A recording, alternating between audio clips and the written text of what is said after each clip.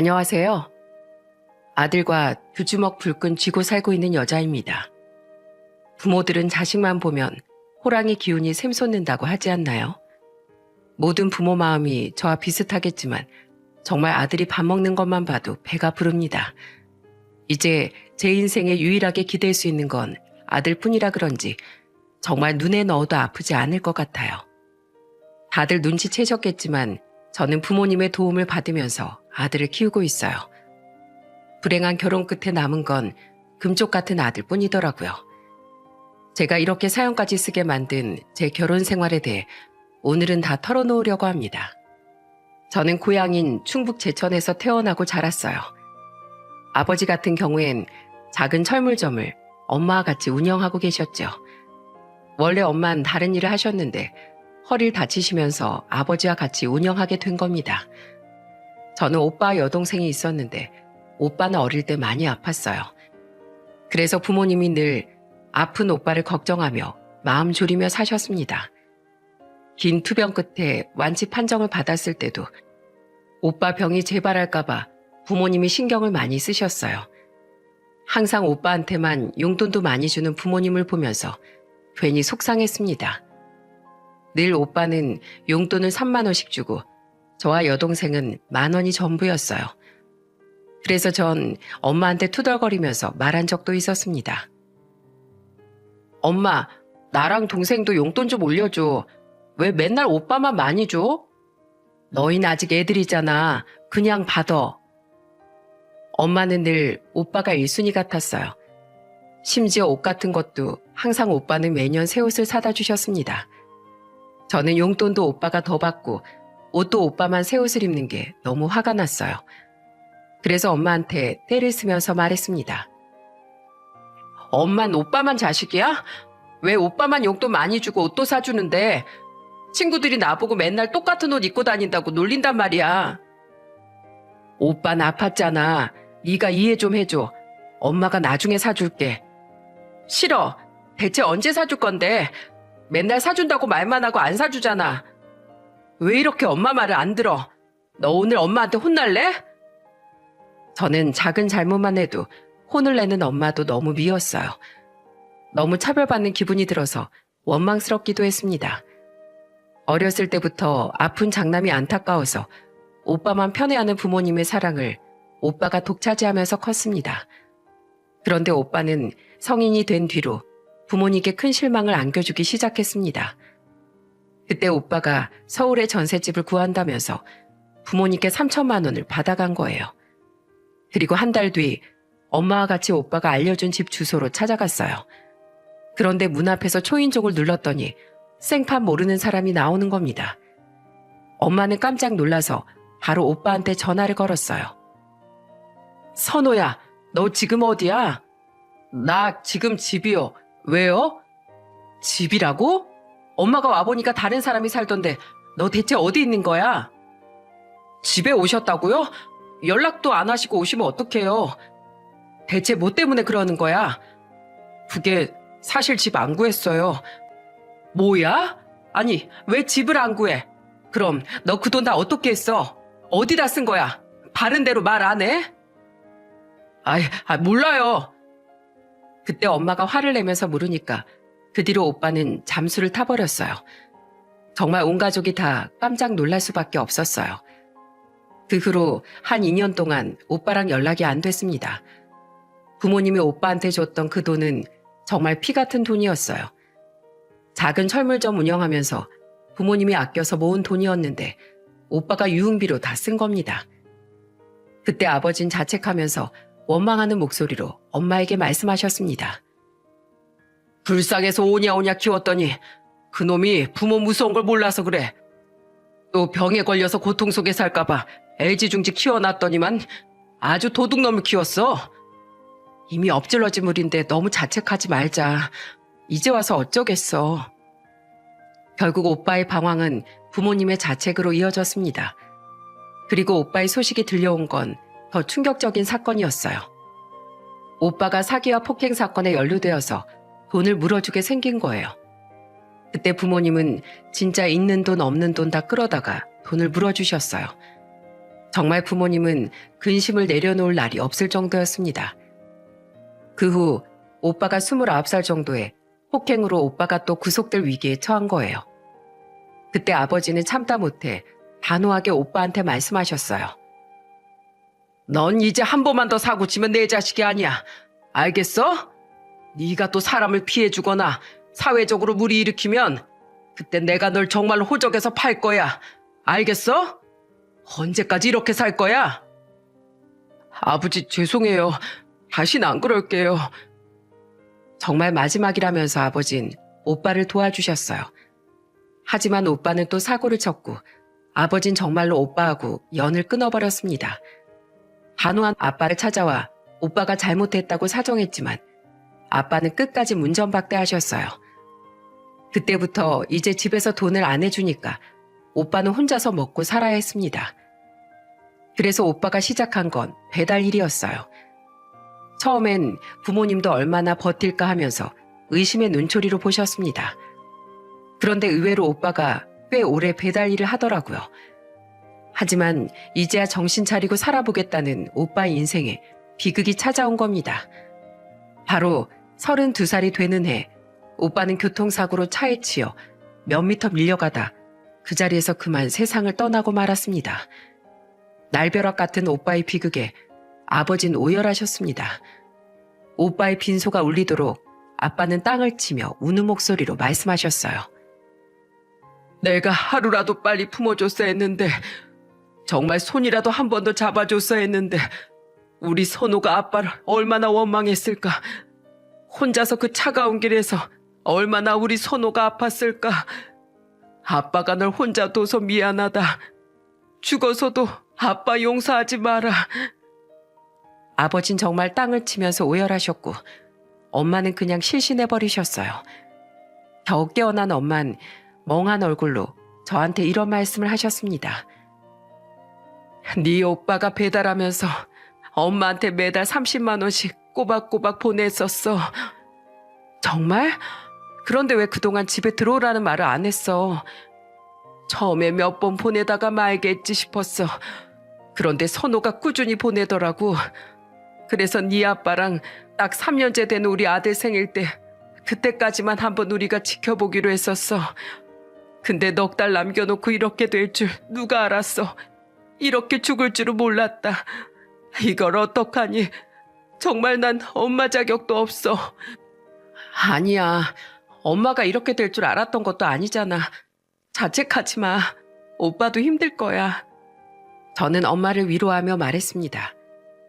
그리고 오빠가 남겨준 건 거액의 합의금이었어요. 신호 위반 운전자가 우리 가족에게 거액의 합의금을 제안했어요. 그 운전자는 음주운전도 하지 않았고 사고 당시에 본인이 직접 신고도 하고 응급처치까지 다 하고 있었다고 했습니다. 그리고 무엇보다 사고 당사자의 나이 드신 분들 노부부가 저희 가족을 찾아왔었어요. 그리고 나이 드신 아저씨가 사과하며 말씀하셨습니다.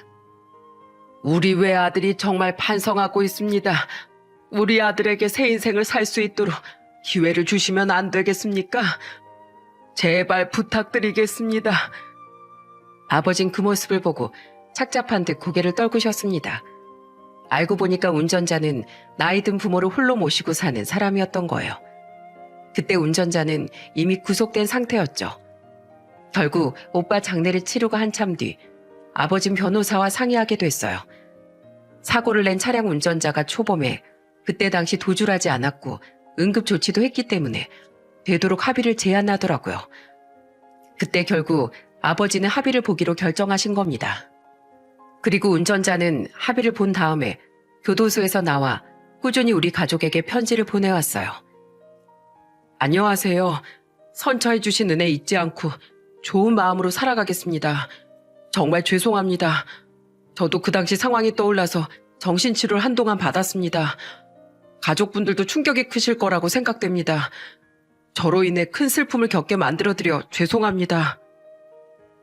그 후 운전자는 한동안 그렇게 편지를 보내왔어요. 날씨가 추울 땐 아들처럼 부모님을 걱정하기도 하고 안부를 물으면서 한동안 지냈습니다. 그렇게 우리 가족은 사랑하는 오빠를 잃게 된 거예요.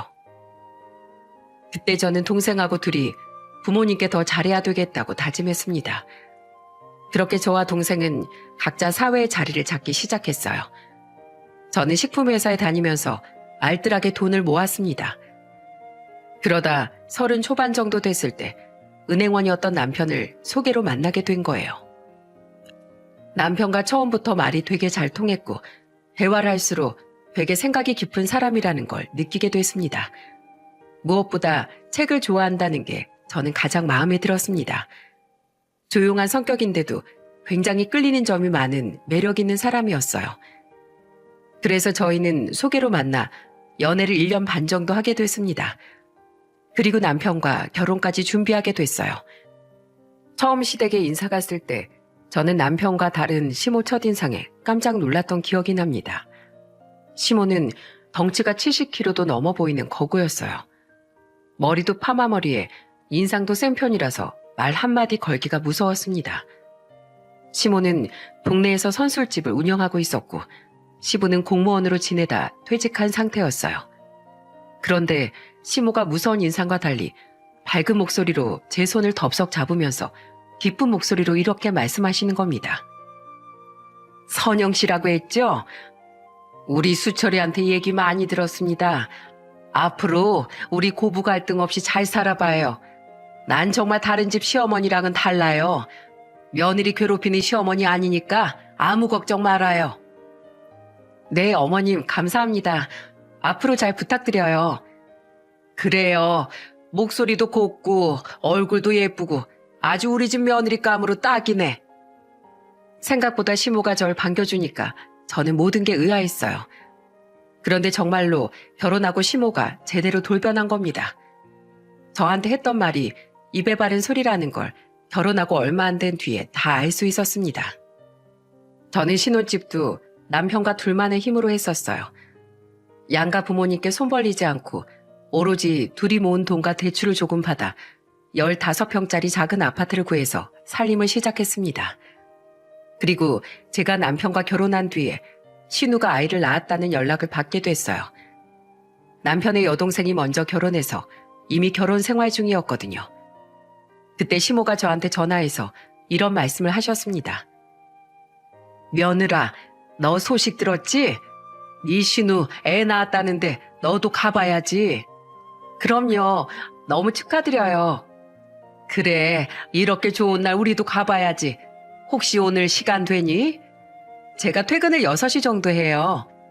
그럼 7시쯤에 만나면 되겠네. 이따 보자. 저는 시모와 7시에 만나기로 약속했어요. 저는 남편이 차를 집에 두고 가서 남편 차를 끌고 갈 생각이었습니다. 그날은 남편도 야근이었고 시부도 미리 잡혀있던 모임이 있어서 저와 시모만 가게 됐어요. 그래서 목요일 밤이라 시모와 차를 타고 가려고 다시 한번 시모한테 전화를 걸었습니다. 어머님, 남편이 차 두고 갔는데 차 타고 가실래요? 차로 편하게 가시는 게 더 좋을 것 같아요. 아유, 지금 퇴근 시간이라서 차 막히는데 인천까지 차 타고 어느 세월에 가. 지하철이 제일 빠르고 편해. 그러니까 역에서 만나. 시모의 말에 저는 차를 두고 지하철을 타기로 했어요. 그래서 도봉역에서 시모를 만나 같이 지하철을 탔습니다. 그런데 시모하고 지하철을 타면서 시모의 본 모습을 보고 저는 뒤로 자빠질 뻔했어요. 그때 시모 나이가 67살쯤 됐을 때였습니다. 아무래도 퇴근 시간대라 지하철에도 사람이 많을 때였어요. 그런데 갑자기 시모가 지하철에 타자마자 제 손을 잡더니 사람들을 뚫고 노약자석 앞으로 가는 거예요. 그때 노약자석에 젊은 남녀가 앉아 있더라고요. 그리고 갑자기 시모가 그 커플을 뚫어져라 쳐다보기 시작했습니다. 그러자 커플도 따가운 시모의 시선을 의식한 것 같았어요. 그 순간 시모가 여자를 보며 이런 말씀을 하셨습니다. 저기요, 그 자리가 지금 무슨 자리인 줄 알아요? 여기 노약자석인데요. 그걸 잘 알면서 거길 앉아 있어요? 나 같은 노약자들이 일어서 있는데 젊은 사람이 노약자석에 앉아도 돼요? 제가 좀 몸이 안 좋아서요. 됐고, 나도 몸 안 좋아요. 지금 계속 일어서 있었더니 발이 아프니까 어서 비켜요. 이 자리가 나이 든 사람만 앉으라는 법 있어요? 저도 지금 진짜 몸이 안 좋다고요. 안 나오라면 나올 것이지. 젊은 것들이 왜 이렇게 말이 많어? 어디서 어른한테 말대꾸야. 갑자기 소리를 지르는 시모 때문에 사람들이 전부 우리 쪽을 쳐다봤어요. 저는 시모를 잡아당기면서 말했습니다. 어머님, 저희 그냥 다른 곳 찾아봐요. 아, 넌 조용히 있어. 제가 시모를 말려봤지만 시모는 도통 말을 듣지 않았어요. 그때 앉아있던 젊은 남자가 시모를 보고 하나 목소리로 말했습니다. 이 아줌마가 지금 미쳤나? 내 여자친구가 지금 아프다잖아요. 진짜 병원 갔다 와서 주사 맞고 왔다니까요? 몸 안 좋은 환자들도 앉을 수 있는 자리인데 왜 그러세요? 나이 든 게 대수예요? 그 말을 들은 시모가 어떻게 행동한 줄 아시나요? 지금 어디다가 침을 팍팍 뱉으면서 소리를 지르고 있어? 좋은 말로 할 때 나오라고 했지? 이렇게 소리치더니 갑자기 그 젊은 남자의 머리채를 잡아버리는 겁니다. 정말로 순식간에 벌어진 일이라서 말릴 틈도 없었어요. 어머님은 손으로는 남자 머리채를 잡고 입으로는 쉬지 않고 남자한테 화를 내면서 소리를 치셨습니다. 야, 이놈아, 내가 누군지 알아? 감히 네가 나한테 소리 질러? 저는 그 순간 얼마나 창피했는지 몰라요. 정말 시모를 말리면서 다급하게 말했습니다. 어머님, 이러다가 큰일 나요. 이걸 좀 놓고 얘기하세요. 이건 놔. 이런 놈은 확실하게 법이 무서운 걸 지금 한번 보여줘야 돼. 시모는 어디서 그런 힘이 나오는 건지 끝까지 남자 머리채를 잡고 놓치지 않았어요. 젊은 남자는 시모한테 그냥 당하고만 있었습니다. 충분히 같이 주먹질이라도 할 수 있었는데 그냥 마음대로 해봐라 그런 식으로 있는 거예요. 그리고 옆에 있는 여자가 경찰에 신고하고 있더라고요. 경찰이죠? 다음 수유역에서 내리는데요. 빨리 좀 와주세요. 지금 지하철 안에서 폭행 사건이 일어났어요. 여자가 신고하는데도 시모는 아랑곳하지 않았습니다. 그리고 정말 수유역쯤에 도착했을 때 경찰이 대기하고 있었어요. 그리고 시모와 커플이 내리자마자 경찰은 시모를 딱 잡았습니다. 그러자 시모가 억울한 목소리로 말했어요. 왜 날 잡아갑니까? 저 남자가 먼저 예의 없이 굴었다니까요. 그러자 젊은 여자가 시모를 보며 말했어요. 아주머니가 저희한테 먼저 시비 걸었잖아요. 저도 환자라고 말했는데 자리 비키지 않는다고 소리 지르셨잖아요. 그리고 제 남자친구 머리 뜯긴 거 보이시죠? 이거 절대 그냥 안 넘어갑니다. 경찰분들 이거 사건 처리하겠습니다. 강력하게 좀 처리 좀 해주세요. 결국 시모는 범 무서운 줄 모르고 소리치다가 경찰서까지 갔습니다. 그날 저는 신우 애기 보러 가다 말고 시모랑 같이 경찰서까지 동행했었어요. 범 무서운 줄 모르고 젊은 사람들한테 소리 지르더니 결국 시모가 법의 처벌을 받게 생긴 겁니다. 그러자 시모가 바로 태세 전환하더니 젊은 커플한테 사과하며 말씀하셨어요. 젊은이들, 아까 내가 미안했어. 아까 기분도 안 좋고 나도 몸이 안 좋아서 말이 세게 나왔어. 내가 이렇게 반성하고 있으니까 한 번만 용서해주면 안 될까? 이렇게 부탁할게. 아까는 잡아먹으려고 소리 지르더니 경찰서에 오니까 납작 엎드려서 살가운 목소리로 사과를 하는 겁니다. 결국 시모가 하도 사정해서 합의금 100만 원에 합의를 보게 됐어요. 그런데 시모가 경찰서를 나오면서 갑자기 비아냥거리는 목소리로 이런 말씀을 하시는 겁니다. 에이, 재수없어. 하여튼 우리나라 법이 개떡 같다니까. 젊은 놈들이 말을 안 들어서 참교육 좀 해줬더니만 왜 나한테 난리야? 이래서 나라가 개판인 거야. 진짜 그날 시모의 세 가지 모습을 본 것 같았어요. 대체 어떤 게 진짜인지 알 수 없을 정도였습니다. 그 후 시모가 이렇게 무식한 사람이라는 걸 진짜 처음 알게 됐어요. 그런데 시모의 막무가내 성격은 이게 끝이 아니었습니다. 한 3개월 정도 더 지났을 때 남편이 주말이라 시모 가게로 두부김치에 소주를 먹으러 가자고 했었어요. 그래서 오랜만에 남편과 같이 시모 가게로 갔습니다. 그때 시모는 평소처럼 저와 남편을 맞이해 주셨어요. 아이고, 우리 아들이랑 며느리 왔네. 뭐 해줄까? 뭐 먹으러 왔어? 그때 남편이 시모를 보며 말했습니다. 오랜만에 엄마 두부김치 먹으러 왔어요. 그래, 조금만 앉아있거라. 저와 남편은 자리를 잡고 앉아서 맥주와 같이 나온 음식을 먹으며 얘기를 나누고 있었어요. 그런데 잠시 뒤 시모 친구가 한 5명 정도 온 것 같았습니다. 시모가 친구들을 데리고 저와 남편한테 다가와서 말씀하셨어요. 인사해라. 엄마 친구들이야. 여긴 우리 아들. 아이고, 수철이 결혼식 때보다 더 멋있어졌네. 며느리도 가까이서 보니까 더 예쁘고. 그때만 해도 화기애애하게 서로 인사를 나눴습니다. 그리고 시모 친구들은 다른 테이블에 자리를 잡으셨어요. 그렇게 한 1시간쯤 지났을까요? 갑자기 그쪽에서 소란스러운 고함이 들리기 시작했습니다. 그리고 분명하게 들리기 시작한 건 시모의 고함 소리였어요. 야, 이년아, 네가 어떻게 나한테 그럴 수가 있어? 그러다 갑자기 시모가 소리치는 소리에 남편과 저는 시모가 있는 테이블로 갔습니다. 갔더니 이미 시모는 잔뜩 화가 난 얼굴로 허리춤에 손까지 올리고 친구한테 삿대질하면서 언성을 높인 채 소리치며 말씀하셨어요. 입이 있으면 말해봐. 네가 나한테 어떻게 그럴 수 있냐고? 너도 나 요즘 힘든 거 알잖아. 친구끼리 서로 이해 좀 해줘라. 아무리 그래도 그렇지. 난 네 딸 결혼식에 20만 원 했는데 넌 내 딸 결혼식에 10만 원 했더라. 가는 게 있었으면 오는 것도 똑같아야지. 미안해. 근데 너 지금 우리 집 사정 알잖아. 빚도 많고 나이 길거리 나앉게 생겼어. 야, 너만 힘들어? 나도 힘들어. 난 뭐 땅 파서 장사하는 줄 알아? 아휴, 알았어. 자자, 여기 10만 원 주면 되잖아. 치사하다, 치사해. 뭐? 치사? 처음부터 계산 똑바로 했으면 이런 일이 있었겠어?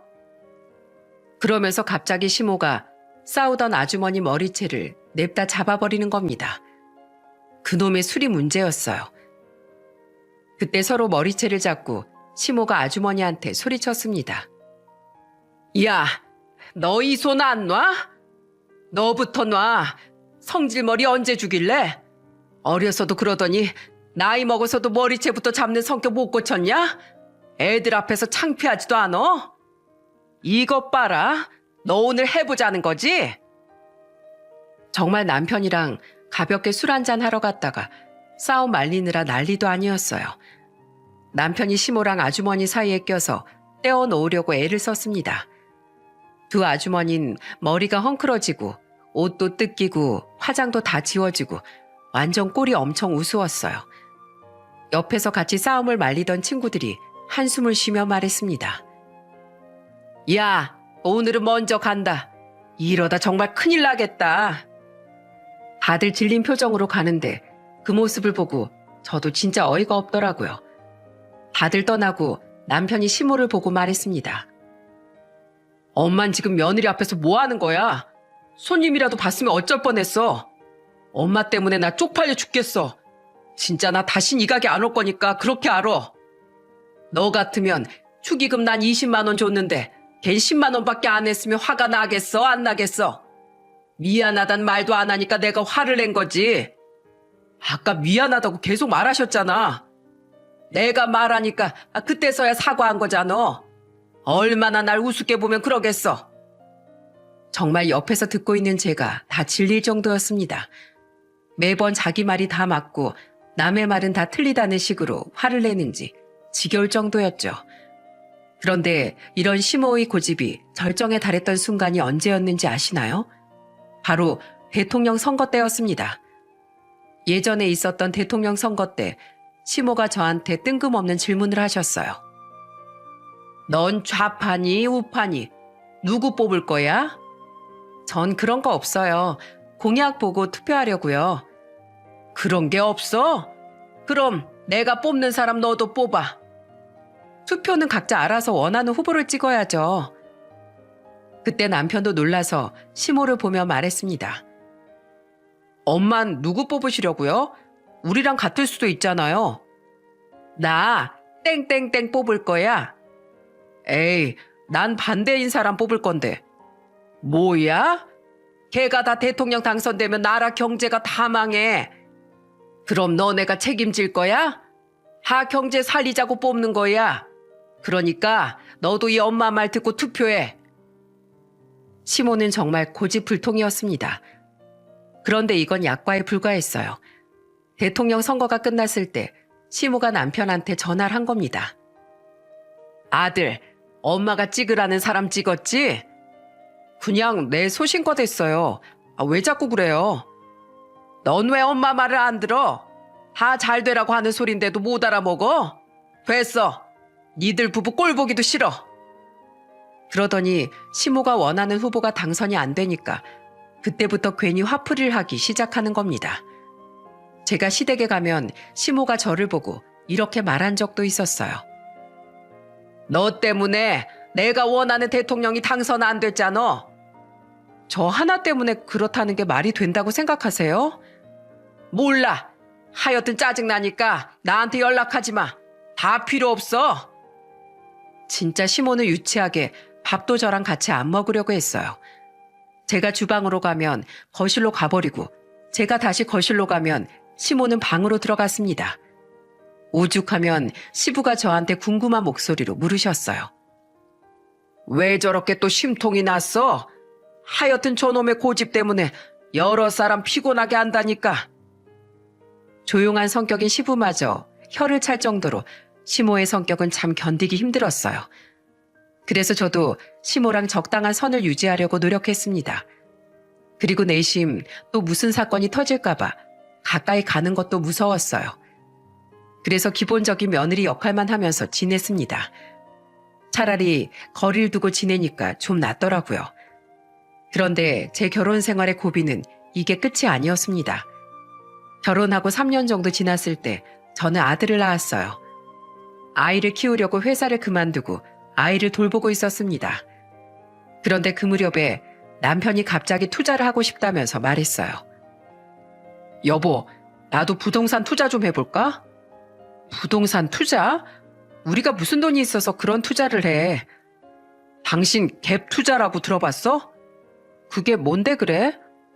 만약에 집이 5억짜리면 전세로 4억 5천에 내놓는 거야. 그럼 한 5천만 원만 있으면 5억짜리 집을 우리가 갖는 거라니까? 이게 장점이 있고 단점이 있긴 한데 만약에 집값이 계속 올라가면 차액에 대해서 우리가 수익률을 볼 수 있긴 하지. 그런데 반대로 집값이 계속 떨어지면 오히려 역전세 때문에 훨씬 더 손해볼 수 있는 방식이야. 투자가 마음처럼 쉬운 게 아닌데 되겠어? 좀 위험해 보이는데? 지금이 딱 기회야. 당신도 일 쉬고 있는데 나라도 많이 벌어야지. 내 친구가 이렇게 부동산 투자해서 지금 떼돈 벌었다니까? 그러니까 우리 지금 모아둔 돈으로 한번 시작해보자. 저는 그때 남편이 하도 입만 열면 투자 얘기를 해서 결국 한번 해보라고 했어요. 그런데 남편이 투자할 시점이 부동산 시장이 한창 좋을 때라서 정말 많은 수익을 볼 수 있었습니다. 남편은 부동산 투자 수익을 보자 기쁜 목소리로 말했습니다. 여보, 봤지? 나 은행에서 일한 사람이야. 앞으로 이런 식이면 우리도 떼돈 벌 수 있어. 그래, 나도 당신 덕에 어디 돈방석 한번 앉아보자. 나만 믿어. 내가 우리 식구 돈방석에 앉혀줄 테니까. 남편은 그때 갭 투자로 쏠쏠한 수익을 봤습니다. 그리고 그 후 4년 동안 남편은 한 채를 더 갭 투자하고 있었습니다. 남편은 그때부터 점점 변하기 시작했어요. 완전히 제대로 돈 맛을 본 남편이 저한테 충격적인 말까지 했습니다. 여보, 나 아무래도 직장 그만둬야겠어. 뭐라고? 그 좋은 직장을 왜 그만둬? 나도 이제 나이가 40이 넘었잖아. 이제 좀 있으면 40 후반인데 언제까지 책상 앞에서 일만 하고 있어? 나도 내 살 길 찾아가야지. 그리고 아파트라든지 주택들 발품 팔면서 임장 다니는 게 훨씬 투자적으로 도움될 것 같아. 투자 쪽으로 전업 한번 해보면서 경매 같은 것도 좀 공부해보려고. 내가 건물을 싸게 매입해서 리모델링해서 팔 수 있더라고. 어때? 여보, 그러다가 나중에 집값 떨어지면 어쩌려고 그래. 절대 안 돼. 우리 아들 이제 4살이야. 투자 잘못되는 거 한순간인데 그냥 은행 다녀. 그동안 나 잘했잖아. 나만 믿으라니까? 당신 나 못 믿어? 믿어. 믿는데 그냥 은행에 있어. 알겠지? 내 부탁이야. 저는 남편한테 간절하게 부탁했지만 남편은 제 부탁에도 불구하고 은행을 그만둬버린 거예요. 진짜 처음엔 기가 막혔습니다. 게다가 퇴직금에다가 그동안 투자로 얻은 수익까지 해서 경매로 집을 낙찰받기 시작했어요. 그때부터 남편은 완전히 다른 사람으로 변한 겁니다. 지방에 좋은 물건 나왔다면서 집을 나가면 한 2박 3일 동안 집에 안 들어오기도 했어요. 술 먹고 늦게 들어오는 건 더 이상 놀랄 일도 아닐 만큼 비일비재했고요. 참다 못해 새벽에 들어오는 남편한테 소리치면서 말했어요. 당신 지금 시간이 몇 시인 줄이나 알아? 지금 새벽 3시가 넘었어. 대체 어디서 맨날 이렇게 술을 퍼마시는 거야? 남자가 사회생활 하다 보면 술도 마실 수 있지. 자, 우리 여보 화났으니까 이 돈 받아. 그리고 화 풀어. 그러면서 남편은 저한테 현금 뭉치로 50만 원을 줬어요. 그걸 보고 전 남편을 한심하게 보며 말했습니다. 아휴, 인간아. 언제까지 그렇게 살 거야? 사람이 겸손할 줄 알아야지. 네 아들 커가는 건 안중에도 없지? 제발 자식 생각 좀 해. 남자는 밖에서 돈만 잘 벌어주면 돼. 그래야 가정이 행복한 거야. 또 그 소리야? 저는 남편이 술을 마시고 오는 날마다 싸울 수밖에 없었어요. 그러다 남편과 갈등이 최고조였을 땐 시부생신 때였습니다. 그때 남편이 시부 생신 선물로 2,800만 원짜리 국산 자동차를 뽑아준 거예요. 저는 시댁에서 꾹 참고 있다가 집에 와서 남편한테 화를 내며 말했습니다. 당신 지금 뭐 하는 거야? 나랑 상의도 없이 뭐 하는 거냐고. 우리 아버지 지금 타고 다니는 차가 15년도 넘은 차야. 사고 나면 어떡하냐? 내가 그래도 장남인데 해드려야지. 당신이 반대할 거 뻔하니까 일부러 상의 안 했어. 진짜 치사하다. 저번에 우리 아버지 임플란트 한번 해준다고 할 땐 돈 없다고 나중에 하라고 하더니 돈이 어디 있어서 차를 샀는데? 그땐 진짜 돈이 없었어. 장인어른도 이제 해드리면 되지. 당신 한 번만 더 이런 식으로 해봐. 나 그땐 안 참아. 진짜 너무 화가 났어요. 그런데 남편이 시모한테 저랑 싸운 얘기를 한 거예요. 시모가 그때도 저한테 전화해서 화를 내며 소리쳤습니다. 너 진짜 너무하는 거 아니야? 네? 뭐가요? 우리 아들이 자기 아버지한테 차 좀 사줄 수 있지. 왜 네가 잔소리야? 네가 돈 벌어? 그런 건 저랑 상의도 없이 일을 저지르니까 그렇죠. 어머니도 아시잖아요. 그리고 저렇게 투자하다가 한 번에 훅 갈 수도 있는데 돈을 아껴야죠. 넌 사람이 왜 이렇게 야박하니? 네가 돈 벌어? 우리 아들이 힘들게 전국을 다니면서 임장해서 버는 돈인데 왜 네가 효도 못하게 눈치를 줘? 앞으로 우리 아들 무슨 일을 하든 신경 쓰지 말어. 한 번만 더 우리 아들한테 잔소리하면 내가 진짜 가만히 안 놔둘 줄 알아. 정말 남편도 힘든데 시모까지 너무 힘들었어요. 그런데 남편은 정말 한 집에 같이 살면서 본 척도 안 하고 이젠 아예 남남처럼 인사조차 안 하는 겁니다. 심지어 저희 아들이 불러도 남편은 시끄럽다며 방으로 들어가 버렸어요. 그때 남편 놈은 시간만 생기면 유흥을 즐기고 친구들 모아서 골프 즐기고 혼자 여행까지 다니며 완전 총각처럼 지냈습니다. 저는 껍데기만 데리고 사는 것 같았어요. 너무 인생에 회의감이 들어 친한 친구를 만나 이런 상황을 털어놓으며 말했습니다. 그러자 그 친구는 저를 보고 놀란 목소리로 말했어요. 수철 씨 그렇게 안 봤는데 정말 많이 변했다. 이래서 남자들은 돈이 있으면 안 된다니까? 돈이 문제야, 돈이. 남자들 있지? 돈 있으면 자기들 다 잘난 줄 안다니까? 그리고 선영아, 네 남편 매일 2시, 3시에 들어오지? 그거 분명 유흥주점 갔을 거야.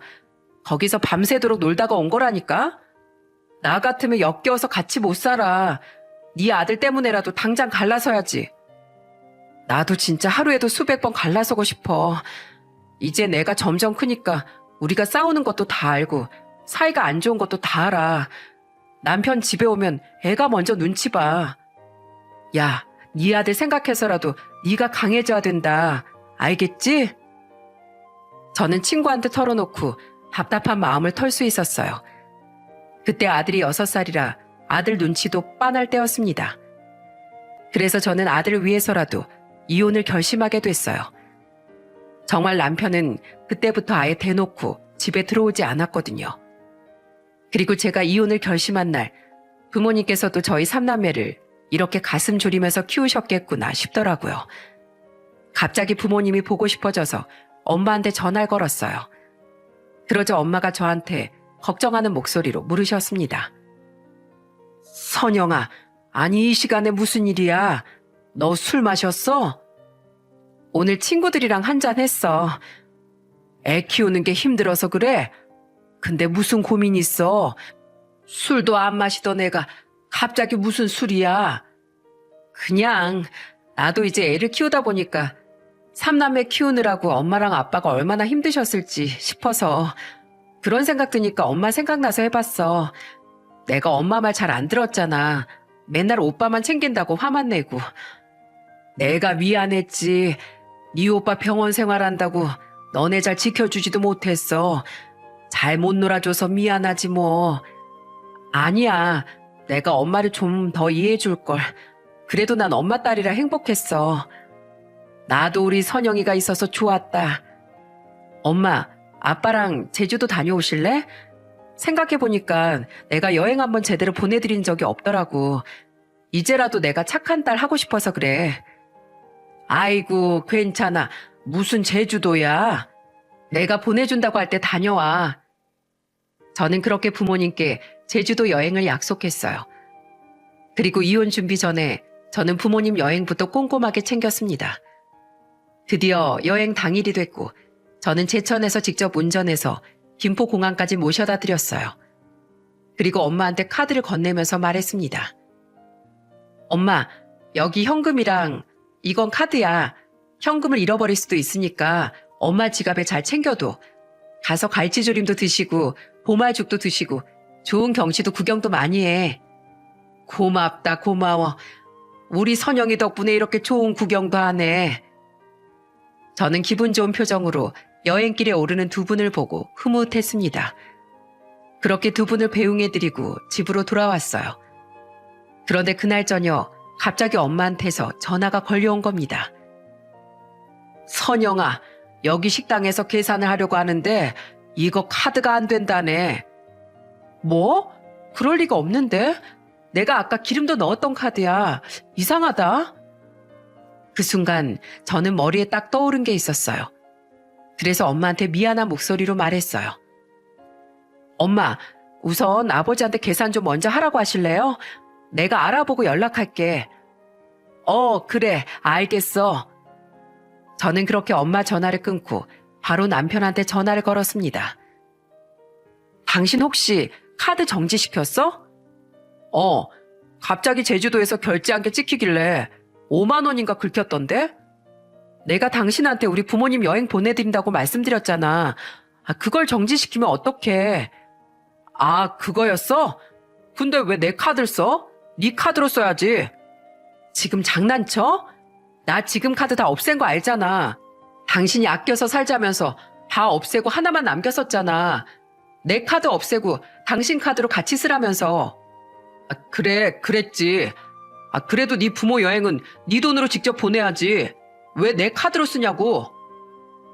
장인 장모가 5만 원 쓰는 게 아까워서 카드를 분실 신고하는 사람이 세상에 어디 있습니까? 그때 정말 5만 정이 다 떨어져서 소리쳤습니다. 나 도저히 당신하고 못 살겠어. 이혼해. 당장 이혼해. 그래. 나도 당신하고 이혼하려고 카드 정지시킨 거야. 나한테 제대로 참교육 당하니까 어때? 그러니까 서방 무서운 걸 알아야지. 돈 벌어주면 됐지. 꼬박꼬박 말대꾸나 하고. 네가 배가 불렀지? 네가 돈 벌어? 내가 돈 벌지. 그래. 네가 언제까지 잘 사나 보자. 내가 평생 너 지켜볼 거야. 넌 정말 구제불능이야. 넌 재활용도 안 될 쓰레기라고.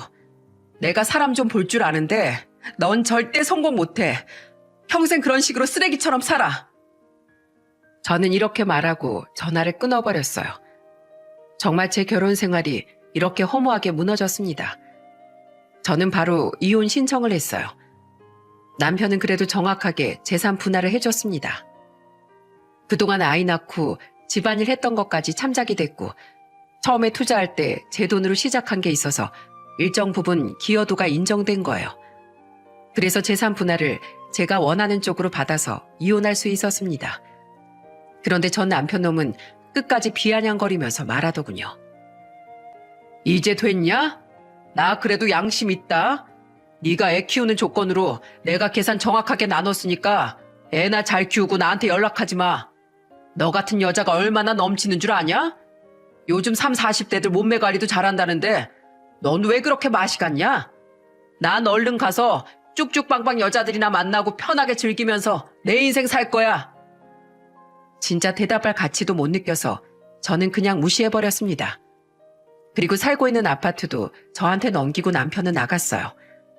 그리고 아들이 학교에 입학하면서 다시 직장에 나갈 수 있었습니다. 오랫동안 경력이 단절돼서 예전의 회사로는 돌아갈 수 없었어요. 하지만 운이 좋게 조건이 괜찮은 회사로 취직할 수 있었답니다. 이제 누구의 아내가 아닌 오로지 하나의 엄마로서 인생을 살기로 다짐한 겁니다. 그리고 이혼 후 아들은 완전히 제 껌딱지였어요. 제가 잠시라도 안 보이면 불안해하기 때문에 불안해하면서 저를 찾았습니다. 엄마, 어디 갔었어? 엄마도 아빠처럼 날 버리고 도망갈 거야? 무슨 소리야.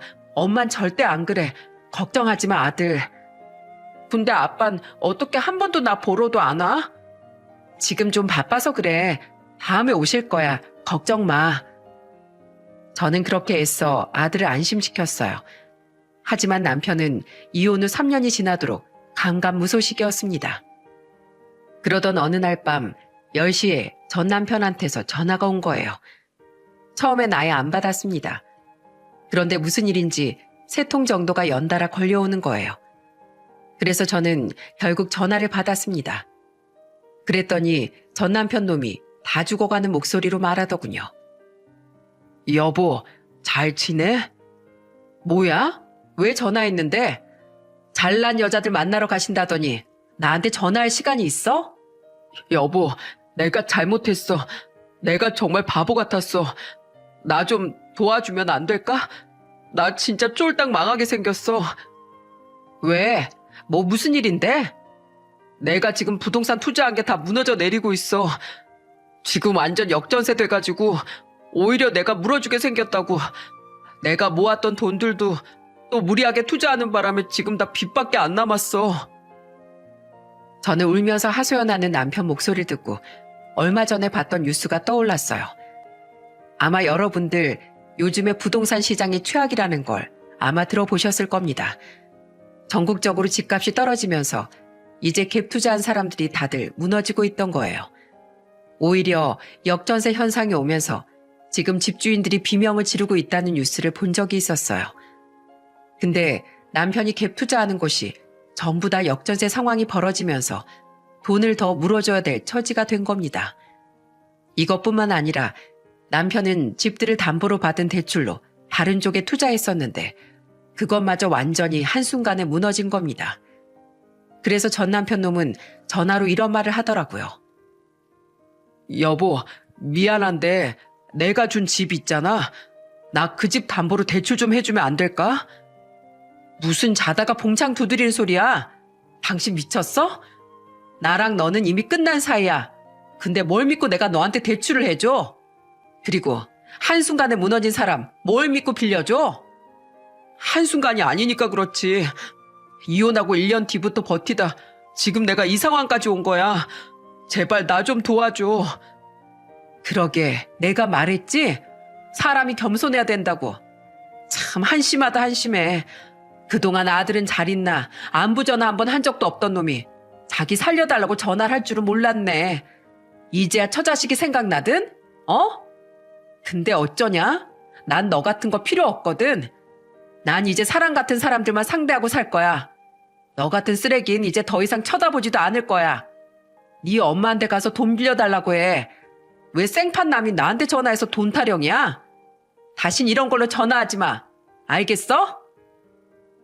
저는 끊지 말라고 애원하는 남편의 외침에도 매몰차게 남편 전화를 끊어버렸어요. 혹시라도 아들 보고 싶어서 전화했을지도 모른다고 기대했는데 그런 생각을 한 제가 바보였습니다. 옛말에 사람 안 변한다는 말이 진짜였어요. 알고 보니까 전 남편 놈은 그동안 저도 모르게 부동산에 투자를 많이 한 것 같았습니다. 그런데 부동산 시장이 무너져 버리니까 남편 인생도 한 방에 무너져 버린 거였어요. 그리고 저는 아들과 소중한 보금자리를 지키기 위해 냉정해질 수밖에 없었습니다. 전 남편 놈은 지금 어떻게 지내는 줄 아시나요? 그렇게 2달 전에 전화를 끊어버리고 난 뒤에 저한테 문자랑 전화를 엄청 했었어요. 그동안은 애 아빠니까 면접 교섭권도 있으니까 따로 차단하진 않았죠. 하지만 이제는 전 남편 놈이 아빠다운 모습을 보여주지 않을 것 같아서 아예 차단해버렸습니다. 그런데 제가 차단해버리니까 전 남편은 술 취해서 집을 무작정 찾아온 거예요. 그리고 현관문을 두드리면서 문을 열라고 소리치는데 기겁하는 줄 알았습니다. 결국 저는 경찰에 전 남편을 신고했고 접근 금지 신청까지 했어요. 이렇게 자기 마음대로 행패를 부리는 걸 보니까 전 남편 놈은 저를 사람으로 생각하지 않는 것 같았습니다. 가정을 버리고 그동안 돈을 흥청망청 쓰더니 아주 나락으로 제대로 빠진 순간이었죠. 그 후 전 남편 놈이 나타날까봐 저는 아들과 같이 태권도를 배우고 있습니다. 만약에 전 남편이 나타나 해코지라도 한다면 정말 앞차기로 응징할 생각이에요. 왜냐하면 요즘은 여자도 자기 스스로를 보호할 줄 아는 능력은 있어야 한다고 생각해요. 제가 이혼하게 됐을 때 부모님께서도 많이 속상해 하셨어요. 하지만 제가 아들과 잘 지내는 걸 보시더니 오히려 저를 응원해 주신답니다. 요즘 한국 사회가 돈이면 다 된다는 주의이지 않습니까? 하지만 세상에 돈으로 다 해결되는 건 아닌 것 같아요.